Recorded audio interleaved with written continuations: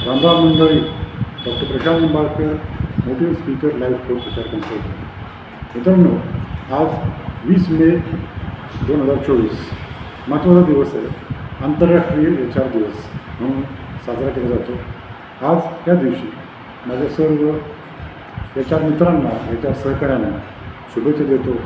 तसेच आपण ज्या ठिकाणी कार्य करतो ते कार्य सर्वसमावेशक आणि वैविध्यपूर्ण करण्यासाठी आपल्याला यश लाभो.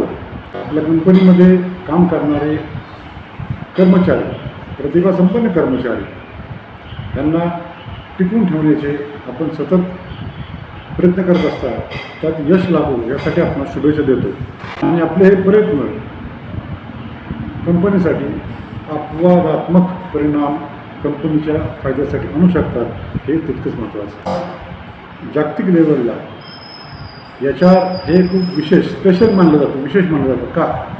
तर सर्वात महत्त्वाचं काम HR करत असतात ते म्हणजे रॉ टॅलेंट त्यांना कंपनी स्ट्रेंथमध्ये कन्वर्ट करत असतात. म्हणजे काय?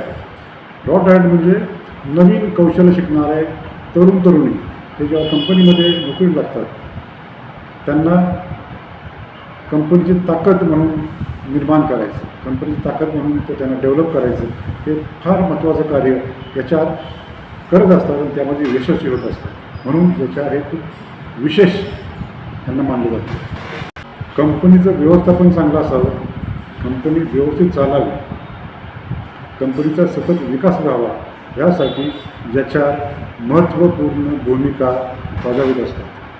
कामाच्या ठिकाणी म्हणजे कंपनीमध्ये व्यवस्थितपणा यावा यासाठी आकार देणे, रचना लावणे आणि काम करणाऱ्या कर्मचारी लोकांना विस्तारित सपोर्ट, समर्थन देणे आणखी एक महत्त्वपूर्ण भूमिका HR करते. आणि कंपनीचे कार्यस्थळ हे व्यवस्थित चालेल, सुरळीत चालेल आणि पूर्ण कार्यक्षमतेने चालेल यासाठी रचना लावतात आणि पूर्णपणे खात्री करतात. हे फार महत्त्वाचं कार्य HR करत असतात. बऱ्याच MNC कंपनीमध्ये किंवा बऱ्याचशा कंपनीमध्ये HR चॅम्पियन म्हणलं जातं. का?